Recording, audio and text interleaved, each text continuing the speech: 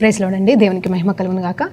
చిన్న ప్రార్థన చేసుకుందాం. పరిశుద్ధ గొప్ప దేవానికి స్తోత్రం, స్తుతి, మహిమ, ఘనత ప్రభావం చెల్లించుకుంటున్నాం. నాయనా ఈ రోజు ప్రభా నా తండ్రి నీ వాక్యంలోనికి మేము వెళ్తుండగా పరిశుద్ధ ఆత్మదేవ మాతోనూ వింటున్న బిడ్డలతోనూ ప్రభా నా తండ్రి మాట్లాడుతున్న నాతోనూ మాట్లాడమని అడుగుతూ యేసు నామములో ప్రార్థన తెలియజేసుకుంటూ పొందుకుంటున్నాం తండ్రి, ఆమేన్. ప్రైజ్ లార్డ్ అండి. దేవునికి మహిమ కలుగును గాక. మరి ఈరోజు దేవాది దేవుడు మనకిస్తున్న వాక్యాంశం ఏంటి అంటే మరి పౌలు గురించి మాట్లాడబోతున్నానండి. అవునండి, మరి శ్రేష్టమైన భక్తుడు, మరి దేవుని చేత అపోస్తలుడని పిలువబడిన వాడు ఎన్నో శ్రమలు వేదనల చేత మరి ముందుకు సాగుతూ తన పరుగు పందాన్ని ఏ రీతిగా ముగించాడో మరి ఆ వ్యక్తి ఇచ్చినట్టు సాక్ష్యంగా బైబిల్లో మరి ఎవరు కూడా ఇవ్వలేరండి. అవును, మరి మనకి తెలుసు కదండి, ప్రసంగి గ్రంథంలో ఒక చక్కటి మాట ఉంటుంది. ఆ మాటకు అర్థం ఏంటి అంటే, ఆ మాట ఏమని ఉంటుందంటే వాక్యంలో మరి ఆరంభం కంటే అంతం ముఖ్యమని అని చెప్పబడుతుందండి. హల్లెలూయా, దేవునికి మహిమ కలుగును గాక.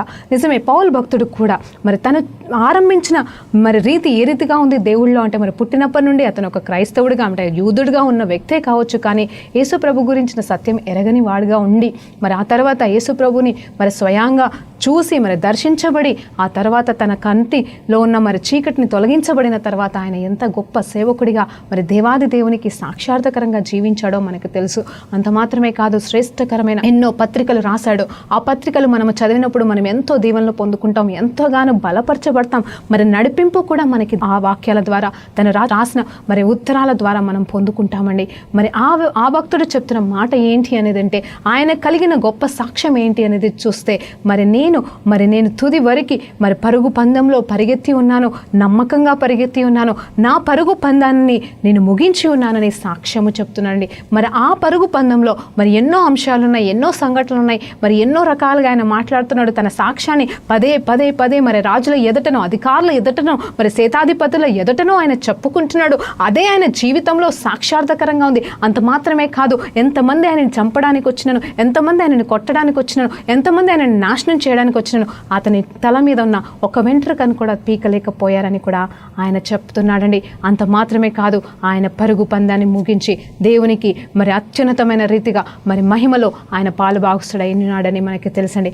ఆ పౌలు భక్తుడికి జీవితంలో జరిగిన ఒక సంఘటనని మరి అది చెప్పాలి అంటే ఒకరోజు జరిగిన సంఘటన కాదు, ఒక దినము జరిగిన అంటే ఒక రోజులో జరిగిన సంఘటన అయితే కానే కాదండి. మరి కొన్ని దినాల పాటు జరిగిన ఒక సంఘటన గురించి మరి అపోస్తుల కార్యము 28వ అధ్యాయము 27-28 అధ్యాయంలో రాయబడిందండి. మరి మనకి తెలుసు అక్కడ ఏమి జరుగుతుంది అంటే, మరి పౌలు భక్తుడు మరి ప్రయాణమై వెళ్తున్నాడు. ఎక్కడికి ప్రయాణమై వెళ్తున్నాడు, ఎలా ప్రయాణమై వెళ్తున్నాడు, మరి ఆయన సువార్త చెప్పాలి అని మరి పరిగెత్తుకుంటూ తనగా వెళ్తున్నాడా అంటే కాదండి. మరి దేవాది దేవుడి ఆజ్ఞ చొప్పున, మరి దేవాది దేవుడిచ్చిన అనుమతి చొప్పున మరి ఎలా జరిగింది అంటే, మరి ఆయన ఒక ఖైదీగా యజమానుల ఎదుట నిలబడుతూ మరి యూదులు మరి అప్పచెప్పినప్పుడు అగ్రిప్పా అండి అతనికి అప్పచెప్పినప్పుడు తను మరి కైసరు దగ్గరికి పంపించవలసిందిగా మరి అక్కడ సూచనలు చూపించినప్పుడు మరి వెంటనే అతనిని మరి ఎవరండి మరి అతనిని ఒక సేనాధిపతి పడవ ప్రయాణము ద్వారా ఎక్కడికంటే మరి రోమ దేశమునకు కైసరి ఎదుట నిలబెట్టడానికి ప్రయాణం అనేది ఆరంభించబడింది. అది కేవలం ఎందుకోసము అంటే తనని చంపడానికి మాత్రమే, తనని నాశనం చేయడానికి మాత్రమే, తను చేస్తున్న పనికి, తను చేస్తున్న ఆ సువార్తకి యేసు ప్రభు నిజమైన దేవుడని తను ఇస్తున్న సాక్ష్యానికి మరి యూదుల మధ్యలో, అన్యుల మధ్యలో ఆయన పిలువబడి ఉన్నాడు కదండి సాక్షార్థకరంగా సువార్త ప్రకటించడానికి. మరి ఆ రీతిగా తను చేస్తున్న ఆ పనులలో మరి యూదులైతే తనని చంపలేకపోయారు. అగ్రిప్పా కూడా ఎలాంటి లోటు, ఎలాంటి తప్పిదము అతనిలో చూడలేకపోయాడు. కాబట్టి మరి అతను ఒక రోమి దేశానికి కూడా సంబంధించిన వాడని తెలుసుకొని మరి ఆ రోము రాజు దగ్గరికి నడిపించడం అనేది జరిగింది. ఆ ప్రయాణం ఎలా ఉంది, ఏ రీతిగా ఉందని ఈ కొద్ది నిమిషాలు మనం ధ్యానిద్దాం. ఇందులో మరి పౌలు భక్తుడిని దేవాది దేవుడు ఏ రీతిగా వాడుకున్నాడనే సత్యము చూద్దామండి. ఈ రోజు మీరు అనుకుండొచ్చు, పౌలు గురించి మాకు తెలుసు, ఈ 2 అధ్యాయాలు మేము ఎన్నోసార్లు చదివి ఉన్నామని. నిజమే, మనం చదివని వారమైతే కాదు, చాలామంది చదివి ఉన్నారు. మరి తెలియని వాళ్ళు కూడా ఉండొచ్చు, కొత్తగా చూస్తున్న వారు ఉండొచ్చు. మరి ఈ రోజు దేవాది దేవుడు మనతో ఎలా మాట్లాడుతుండో మనం జాగ్రత్తగా గమనిద్దాము. ఇక్కడ నేనేం చెప్పవాలనుకుంటున్నా అంటే, శ్రమల గుండా వెళ్తున్న వారులారా ఈరోజు మీతో దేవుడు మాట్లాడబోతున్నాడు. ఈరోజు నిజమే మరి భయంకరమైన షిప్ రైక్డ్ సిచ్యువేషన్స్ అంటే మరి మీ జీవిత పడవ అనేది డిస్ట్రాయ్ అయిపోయి, నాశనం అయిపోయి, అసలు దానికి ఇంకా సొల్యూషన్ లేదు, అసలు ఇక మేము కొట్టుకుపోతున్నాం, మా పరిస్థితి ఏంటి, మాకంటూ అసలు ఒక గమ్యం అనేది కనిపించట్లేదు, ఒక సొల్యూషన్ అనేది కనిపించలేదని అని చెప్పేసి ఏ మార్గము కానరాకుండా మరి అంధకారంలో చీకటి లోకంలో నువ్వు ఉన్నావో, మరి ఎక్కడ వెలుగు వచ్చునని ఎదురు చూస్తున్నావో, ఈరోజు దేవాది దేవుని వెలుగు నీ మీద ప్రకాశింప చేయబడుతుందని నేను నమ్ముతున్నానమ్మా. నువ్వు జాగ్రత్తగా విని ధైర్యం తెచ్చుకుని పౌలు భక్తుని విడిపించినట్టుగా పౌలు ద్వారా మరి ఎంతమంది రక్షించబడ్డారో మనం చూసినప్పుడు ఈ రోజు నువ్వు అనుభవిస్తున్న ఈ చీకటికి, నువ్వు అనుభవిస్తున్న ఈ పరిస్థితికి మరి నీకు మాత్రమే కాదు నీ ద్వారా ఎంతమందికి విడుదల కలగనుందో అనే విషయంలో నేను ఈరోజు మిమ్మల్ని బలపరచడానికి వచ్చి ఉన్నానండి.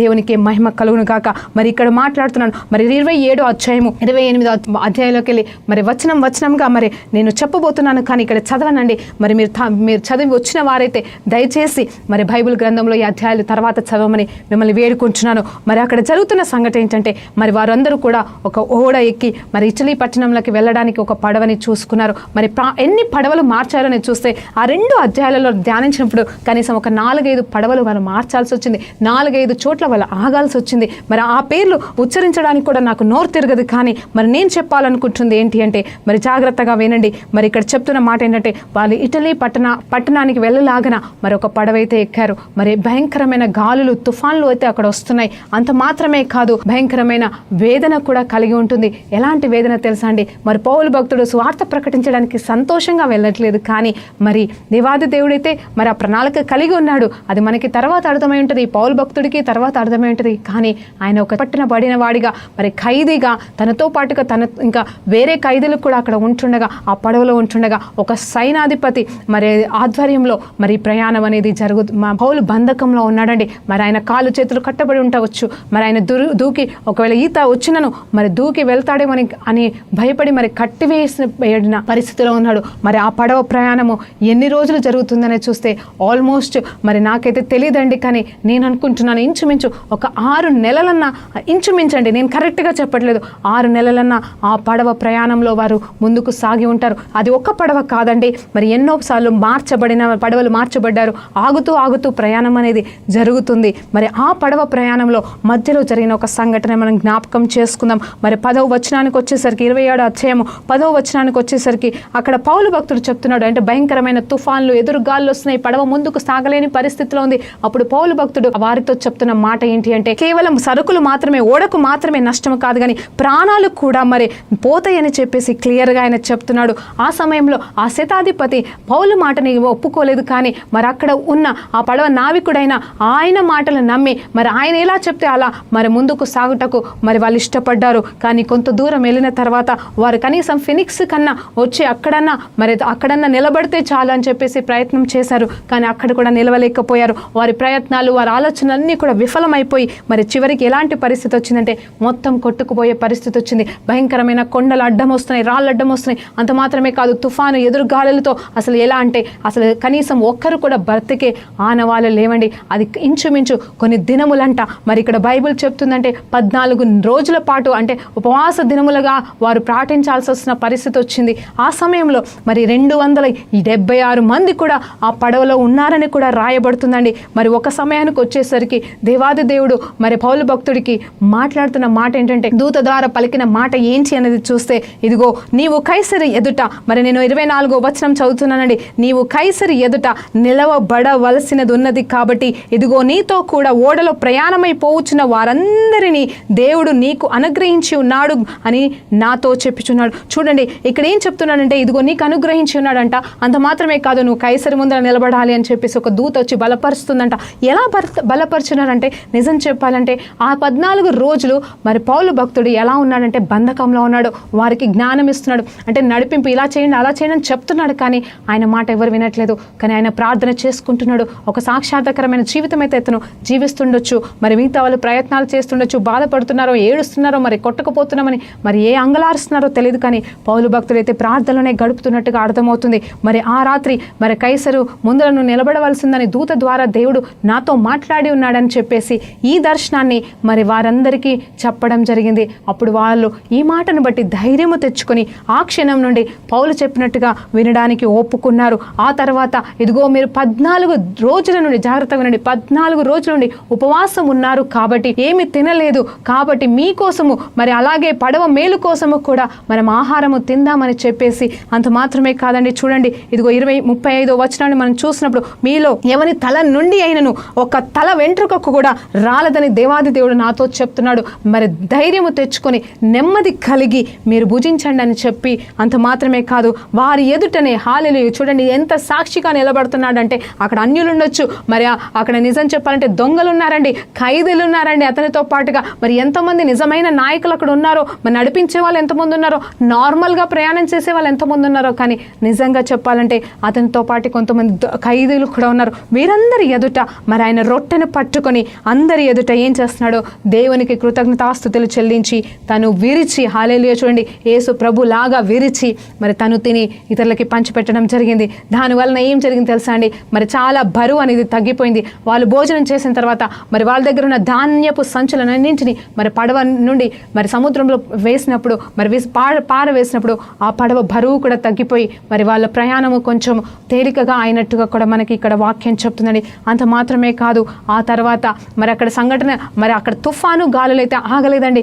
మరి ఎదురు గాలులు వస్తున్నాయి, వీళ్ళు ప్రయత్నం చేస్తున్నారు ఎక్కడైనా సరే ఒక్క ద్వీపము దొరకకపోతుందా అని ఎతుక్కుంటూ బయలుదేరుతున్నారు, ప్రయత్నిస్తున్నారు. నేను నమ్ముతున్నాను ఏంటి తెలుసా అండి, పౌలు భక్తుడి ప్రయాణం ఏ రోజైతే దేవుని చేత ఎన్కౌంటర్ చేయబడ్డాడో ఆ రోజు నుండి ఒక్క క్షణం కూడా ఒక్క నిమిషం కూడా వ్యర్థం కాలేదండి. హల్లెలూయా. ఇదిగో బందీగా ఉండి ప్రయాణము చేస్తున్న సమయంలో కూడా ఇదిగో 14 దినములు అయిన తర్వాత కూడా సాక్షిగా మరి యేసు వైపు చూస్తూ యేసు నామములో రొట్టె విరచడం మాత్రమే కాదు, వీరి కోసం విజ్ఞాపన చేస్తున్న ఈ బిడ్డ ఎంతగా వారిని మార్చాడంటే వారి మనసులని అట్రాక్ట్ చేసి ఉన్నాడు. వారు ఇతను వినేలాగా మరి వారిని ప్రేరేపించాడు. ఎవరండి? దేవాది దేవుడు.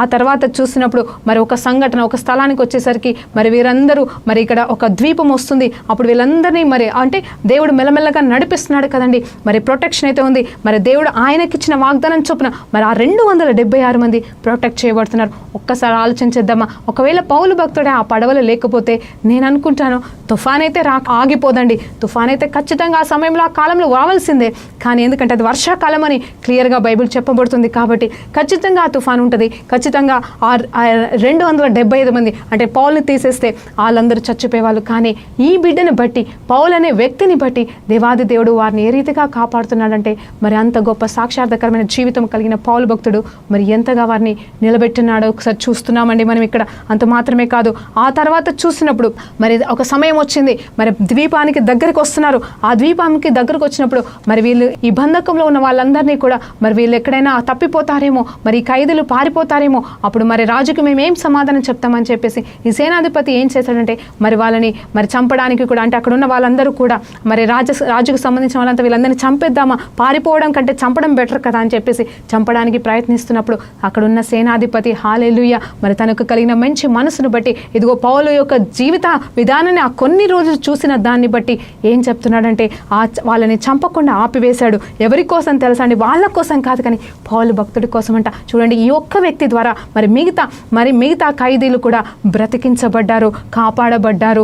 హల్లెలూయా. అవునండి, దేవాది దేవుడు చెప్తున్న మాట అంటే రాజుల హృదయాలను సైతం నీళ్ళలాగా మారుస్తారంట. ఇక్కడ సేనాధిపతి అంటే అక్కడ ఆ పడవకి యజమానుడిగా ఉన్నాడు, అంటే అధికారిగా ఉన్నాడు. ఆయన ఏం చెప్తే అక్కడ జరుగుతుంది. కాబట్టి మరి పౌలుని కాపాడడానికి శతాధిపతితోనే దేవుడు మాట్లాడినప్పుడు మరి మిగతా ఖైదీలు కూడా కాపాడబడి ఉన్నారండి. హల్లెలూయా. దేవునికి మహిమ కలుగును గాక. నీ నా జీవితంలో కూడా మనకి ఎవరు అధికారిగా ఉండను, మన పైన ఎవరు ఉండను, నువ్వు బాగుంటే, నువ్వు కరెక్ట్గా ఉంటే, నువ్వు నెమ్మదిగా ఉంటే దేవాది దేవుడు నీ ద్వారా ఎంతో మందిని కాపాడతాడని ఈరోజు మరొక్కసారి మనం ఇక్కడ నేర్చుకోవచ్చండి. మరి దీన్ని ఇంకా లోతుగా మనం చూసినప్పుడు, అంటే ఇంకా ముందుకు మనం సాగినప్పుడు, ఇంకా పడవ ప్రయాణం అయితే ఆగలేదు, ఒక ద్వీపము దగ్గరికి అయితే వచ్చారు. ఆ ద్వీపంలో పేరు ఏంటి అనేది చూస్తే మరి అక్కడ పేరు ఏమని ఉన్నది అంటే మెలితే అనే ద్వీపం అటండి, మెల్టా అంటారు దాన్ని ఇంగ్లీష్లో. మరి ఆ ద్వీపం దగ్గరికి వచ్చినారు. మరి అక్కడ మరి చక్కగా ఎదుర్కోలు జరిగాయి. అంటే అక్కడ కొంతమంది ఉన్నారు, వారందరూ కూడా వీళ్ళని ఎదుర్కొన్నారు. ఈ 276 మందిని అక్కడ వాళ్ళు ఆహ్వానించారు. మరి ఆ రోజు వర్షం పడుతుండగా మరి అగ్నిలో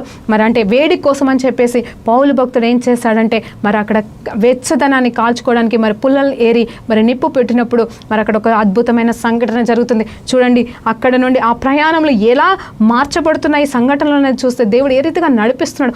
ఈ తుఫాన్ అనేది లేకపోతే ఈ పాటికి వాళ్ళు వెళ్ళిపోయేవారండి, రోమాకి వెళ్ళిపోయేవారు. దేవుడిచ్చిన వాగ్దానం ప్రకారంగా మరి అక్కడ కైసరు ఎదుట నిలబడేవాడే. కానీ ఈ మార్గాన్ని, ఈ తుఫాన్ని, ఈ డిస్ట్రక్షన్ని కూడా దేవుడు ఎలా ఇతరుల మేలు కొరకు వాడుకుంటూ మరి దేవాది దేవుడు పౌల్ని ఎట్లా వాడుకున్నాడో మనం ఈరోజు చూస్తున్నాం. ఈరోజు నీ తుఫాను కూడా ఇతరుల దీవెనకి మార్చబడుతుందని నమ్మితే ఈరోజు నాతో పాటుగా ఏకీభవించి మరి ముందుకు సాగుదామండి. హల్లెలూయా, దేవునికి మహిమ కలుగును గాక. చూడండి అక్కడ ఏం జరుగుతుందంటే ఒక పాము వస్తుంది. ఆ వేడికి అంట ఆ పాము బయటకు వచ్చినప్పుడు మరి ఆ పాము పౌలు యొక్క చేతిని కాటి వేస్తుంది అటండి. అప్పుడు అక్కడున్న జనమంతా ఏమనుకుంటారు అంటే ఈ 275 అందుకైతే అర్థమైపోయింది పౌలు ఏంటి అనేది. కానీ అక్కడున్న ఆ జనాలకి తెలియదు కదండి ఈ పౌలు ఎవరో మరి అనుకుంటున్నారు.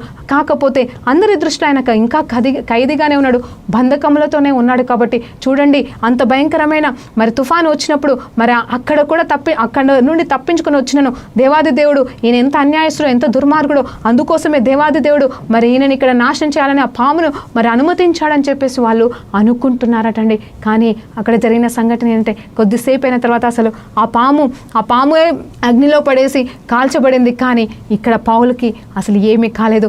నిజమే కదండి, మనము దేవుని బిడ్డలము, ఆయన సేవలో మనం ఉంటే మనల్ని ఎవరు కూడా ఏ విష సర్పము కానీ ఏ విష జంతువు కానీ చివరికి పాయిజన్ కూడా మనల్ని ఏమీ చేయలేదని చెప్పిన ఆయన వాగ్దానము పౌలు భక్తుడి పట్ల నెరవేర్చబడింది, మన పట్ల కూడా నెరవేర్చబడుతుంది.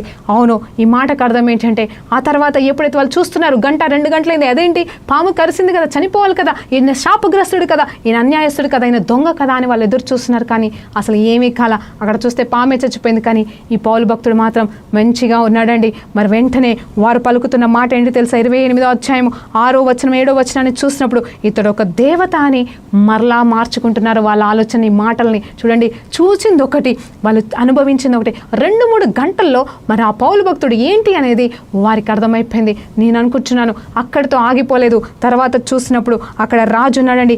ఎవరా రాజు అంటే దీపానికి యజమానుడిగా ఉన్న పొప్లి అంటండి. మరి అతని యొక్క తండ్రి అనారోగ్య పరిస్థితిలో ఉన్నాడంట. మరి ఆ సమయంలో అది తెలుసుకున్న పౌలు భక్తుడు అతని దగ్గరికి వెళ్ళి ఆ జ్వరంతో ఉన్న వ్యక్తిని ముట్టి స్వస్థపరిచినప్పుడు మరి ప్రార్థన చేసినప్పుడు స్వస్థత పొందుకున్నాడంట. ఆ తర్వాత ఎంతో మంది అనారోగ్యంలో ఉన్న వాళ్ళని పౌలు దగ్గరికి తీసుకొచ్చినప్పుడు వారందరూ కూడా స్వస్థత పొందుకున్నట్టుగా. అంత మాత్రమే కాదు, ఆ వర్షాకాలం కంప్లీట్ అయిపోయి చలికాలం వచ్చేంతవరకు మరి అక్కడే వాళ్ళు ఉన్నట్టు కూడా ఆల్మోస్ట్ 3 నెలల పాటుగా అక్కడ ఉన్నట్టుగా. అంటే అక్కడ ఆ ద్వీపంలో ఎంతమంది ఉన్నారో ఎంతమంది ఉన్నారో మనకు తెలియదు. కానీ వారందరికీ మరి సంపూర్ణంగా సువార్త అందబడింది. అందరూ కూడా యేసు ప్రభుని రక్షకుడిగా మరి పొందుకున్నారని మనకు తెలిసింది. చూడండి, బంధకములో ఉన్న ఈ పౌలు భక్తుడిని దేవుడు మరి ఏ రీతిగా ఒక పడవ ప్రయాణంలో ఉన్న వారిని కాపాడాడు, ఖైదీలను కాపాడుతున్నాడు. అలాగనే ఒక ద్వీపంలో మరి ఆ ద్వీపం దగ్గరికి ఎవరెళ్ళగలరండి యేసు ప్రభుని మోసుకొని? కానీ పౌలు భక్తుడిని దేవుడు ఆ రీతిగా నడిపించినప్పుడు అక్కడ ఉన్న వారందరూ కూడా యేసు నామంలో రక్షణ పొందుకున్నారండి. హల్లెలూయా. ఇక్కడైతే రాయబడలేదు, కానీ అది నిజము, అది సత్యము. ఎందుకంటే వారు తిరిగి అక్కడి నుండి ఆ పడవ ప్రయాణము మళ్ళా అంటే వర్షాకాలం అంతా ఆగిపోయి మళ్ళా తిరిగి వాళ్ళు ప్రయాణమై మరి వెళ్ళాల్సిన చోటికి వెళ్తున్నప్పుడు వారికి కావాల్సిన సామాగ్రిని అంతటిని, వస్తువులు అంతటిని తీసుకొచ్చి ఓడలో మళ్ళా నింపారంట. చూడండి, అప్పటి వరకు పడవలో ఉన్న సామానంతా మరి పోయింది, పడవనే పాడైపోయి ఉంటుంది.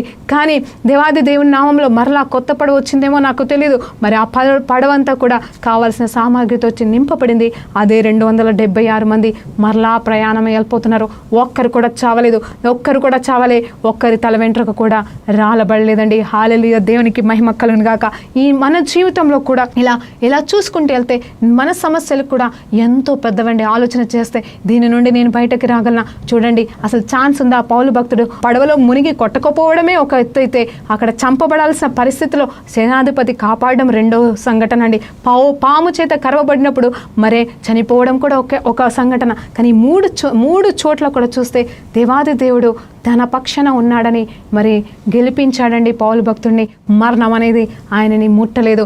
ఏ మరణ పరిస్థితి గుండా ఆ బిడ్డ వెళ్ళినను మరణం అనేది తాకలేదు. నిజం ఏంటంటే ఆయన దేవుని చేత పిలువబడ్డాడు, దేవునికి లోబడి ఉన్నాడు, దేవుని కోసం నిలబడుతున్నాడు. కాబట్టి ఆయనకి ఆ అపనమ్మకం అనేది లేదు. కాబట్టి దేవుని వైపే చూసిన ఈ బిడ్డని దేవుడు సంపూర్ణంగా వాడుకున్నాడండి. ఒకవేళ ఈ సంఘటనలో పౌలు భక్తుడు కానీ మరణించి ఉంటే నేను నిజం చెప్తున్నానండి, ఏంటంటే నా పరువు పరుగు పందాన్ని నేను ముగించాననే మాట ఆయన నోటి నుండి వచ్చేదే కాదు. మనం ఈరోజు బలపరచబడే వారమే కాదు, ఈరోజు ఆ రోజు వాళ్ళని కేవలం శారీరకంగా కాపాడగలిగాడేమో, మరి ఆ రోజు వారికి రక్షణ ఇచ్చి ఉన్నాడేమో, స్వస్థతని ఇచ్చి ఉన్నాడేమో, ఈ రోజైతే మనకి ఒక సాక్షాత్కరమైన వ్యక్తిగా ఎంతో బలముగా, మరి నిజంగా చెప్పాలంటే నేను ఎప్పుడు కానీ పౌలు పత్రికలు చదివినప్పుడు నాకే డైరెక్ట్గా సూటిగా రాసినట్టుగా, ఒక వ్యక్తి నాకు రాసినట్టుగా నేను చదువుతానండి. నిజమే, అక్కడ రాస్తుంది ఆత్మ ప్రేరేపణ చేత పౌలు భక్తుడే కావచ్చు, కానీ ఒక వ్యక్తి నాతో రాస్తే నేను రాసిన లెటర్ ఎంతగా నేను చదువుతాను, ఎంత సంతోషంగా చదువుతాను, ఎన్నిసార్లు చదువుతాను. అవునా కాదండి? మీరు ఒకసారి ఆలోచన చేయండి. మరి ఎందుకో తెలియదు ఈరోజు ఈ మాట చెప్పాలనుకుంటున్నాను. మీరు ఎప్పుడు పౌలు పత్రికలు చదివినాను ఒక ఆలోచనతో చదవండి. ఏంటంటే ప్రతి మాట కూడా ఒక నాకని అవును మనకు మెయిల్స్ వస్తాయి, ఇప్పుడంటే లెటర్స్ లేవు, మెయిల్స్ వస్తాయి. ఒక మెయిల్ మరి మన కోసం ఎవరైనా రాసినప్పుడు ఖచ్చితంగా ఏ లెటర్ కూడా మిస్ కాకుండా, ఏ లైన్ కూడా వదిలిపెట్టకుండా ఖచ్చితంగా అన్నీ మనం చదువుతాం కదండి. అలాగే ఈ ప్రతిదీ కూడా నీకు అనుకున్నట్టుగా నువ్వు చదివితే, అది నాకు పర్సనల్ అని నువ్వు అనుకొని చదివితే, దేవాది దేవుడు నేను ఎంతగానో బలపరుస్తాడు, ఎంతగానో నేర్పిస్తాడు, ఎంతగానో నిన్ను వాడుకుంటాడు, ఎంతగానో నీకు తర్ఫీదిస్తాడని నేను చెప్తున్నానండి. మనం వాడబడగలమండి. ఎందుకంటే దేవుడు స్వార్థం లేని దేవుడు. ఆ కాలంలో పౌలును వాడుకున్న దేవుడు ఈ రోజు నిన్ను నన్ను కూడా వాడుకోవడానికి ఇష్టపడుతున్నాడు. అంత మాత్రమే కాదు, అది కేవలం మనల్ని హెచ్చించి మనమేదో నిలబడాలని కాదు, కానీ మన ద్వారా ఎంతో మందిని కాపాడగలగలండి. ఎంతో మందిని మనము కాపాడగలమని దేవుడు నిన్ను నన్ను ఈరోజు నమ్ముతున్నాడు.